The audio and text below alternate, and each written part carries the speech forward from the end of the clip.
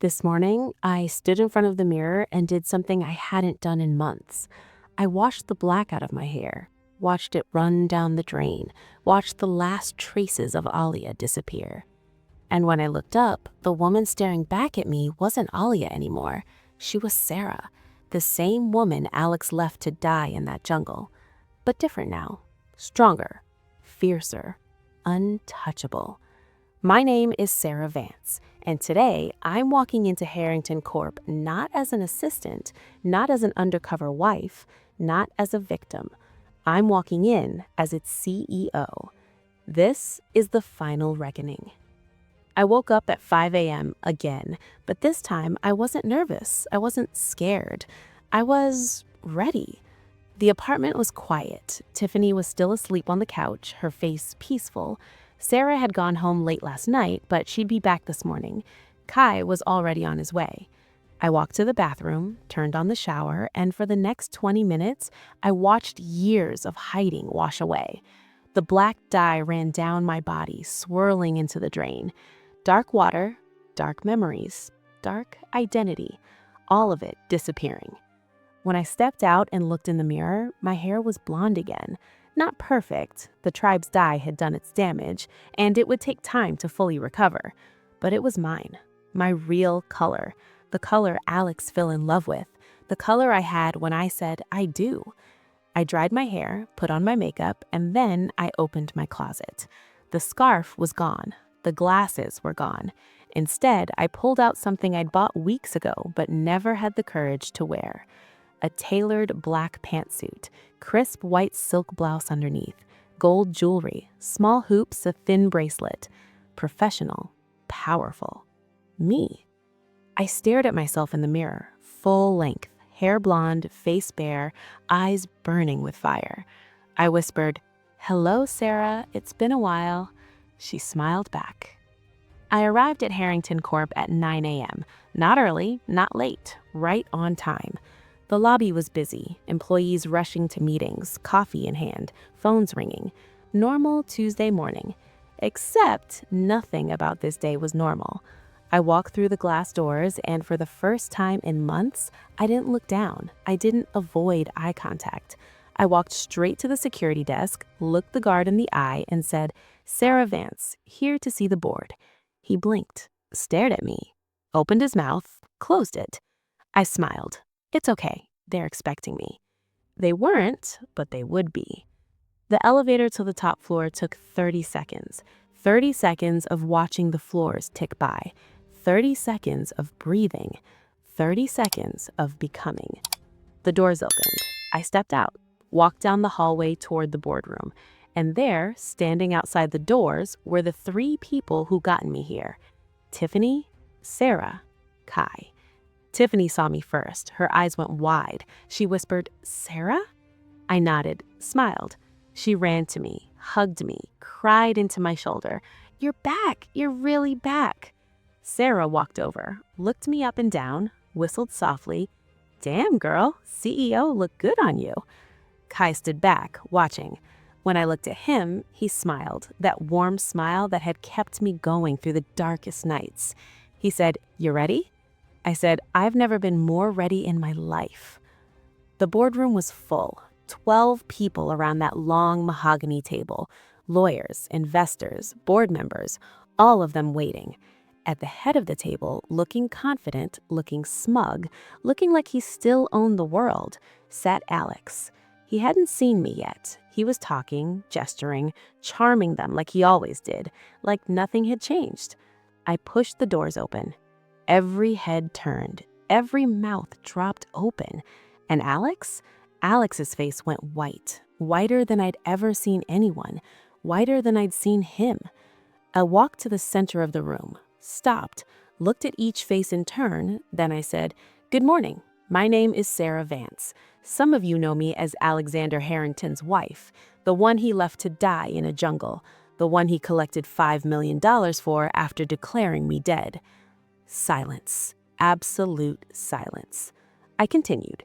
What you don't know is that I've been working in this company for months, undercover, gathering evidence, and I have recordings, documents, and testimonies that will put Alexander Harrington in prison for the rest of his life. Alex stood up. This is insane. She's lying. I held up my phone, pressed play. Richard's voice filled the room. Alex tells us you're new to the city. Money, connections, protection, things a girl like you probably needs. More. Tiffany's name, Sarah's name, other women, names they all recognized. When it ended, no one spoke. I said, Richard is already in custody. He's talking, giving names, and Alex's name is at the top of the list. Alex stumbled back, hit his chair, sat down hard. The board members looked at each other, then at me. One of them, an older woman I recognized from my father's time, stood up. She said, Sarah, if what you're saying is true, then this company needs new leadership. I nodded. I have my father's 50% shares, and I have a proposition. What happened next felt like a dream. The board voted. 12 people, some for me, some against, but with my father's shares and the support of those who believed me, the number shifted. By the time the votes were counted, it was done. I was the new CEO of Harrington Corp. Alex sat in his chair frozen, staring at nothing. His world had crumbled in less than an hour. I walked to him, leaned down, whispered in his ear, You left me to die in a jungle. You collected money for my death. You destroyed women like Tiffany and Sarah. And now you have nothing. He looked up at me, tears streaming down his face. He whispered, Sarah, please. I stood up, straightened my blazer, said loud enough for everyone to hear, Federal agents are waiting outside. They have a warrant for your arrest. Insurance fraud, human trafficking, conspiracy. The list is long. As if on cue, the doors opened. 4 federal agents walked in. Alex didn't fight, didn't run. He just sat there, defeated, as they handcuffed him and led him away. The last thing I saw was his face as they pushed him into the elevator. Broken, destroyed, gone. That evening, I went home. My apartment, still my apartment, even though I could afford so much more now. Tiffany and Sarah were there, cooking dinner, laughing. Normal. Kai was on the couch, laptop open, working on his next story. And sitting at my kitchen table, alone, staring at the same photograph that had haunted me for weeks, was my father, Robert Vance. He looked up when I walked in. His eyes were red. He looked older than I remembered, broken. He said, Sarah. I sat down across from him, looked at the photograph, then at him. I said, explain. He took a deep breath, and then he told me everything. How he'd met Richard years ago, how he'd gotten tangled up in deals he didn't understand, how Alex had used that connection to blackmail him, to control him, to keep him silent. How he'd wanted to tell me the truth 100 times, but was too scared. How he'd cried when he thought I was dead, not just because he lost me, but because he knew, somehow, that Alex was responsible. When he finished, tears were streaming down his face. He said, I know I don't deserve your forgiveness. I know I failed you, but I'm here now, and I'll spend the rest of my life making it right. I looked at him, this man who had raised me, who had given me away to a monster, who had been weak when he should have been strong. I said, I don't know if I can forgive you yet, but I'm willing to try. He reached across the table, took my hand. For the first time in years, I didn't pull away. The next few weeks were a blur. Alex's trial was quick. The evidence was overwhelming. Richard testified against him. Tiffany testified. Sarah testified. Other women came forward, their names finally spoken aloud.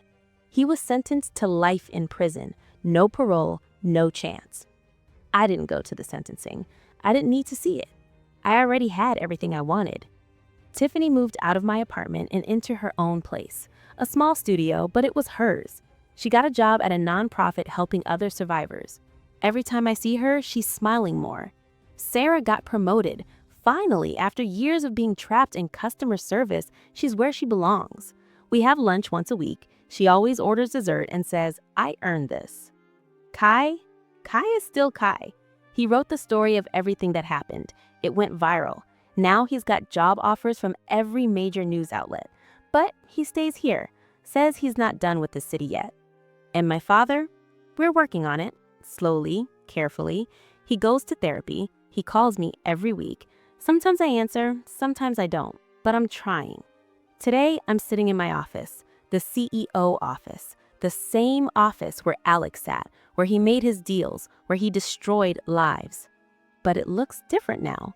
I redecorated, got rid of his things, brought in plants, art, photos of people I love. On my desk, there's a photograph, not of my wedding, not of my father, but of 4 people: Tiffany, Sarah, Kai, and me. Taken the night Alex was arrested, all of us laughing, crying, hugging, the moment we knew we'd won. I look at it sometimes when things get hard, when the board meetings are exhausting, when the press calls, when I miss the simplicity of being invisible. I look at it and remember why I fought. It's late now. The office is empty.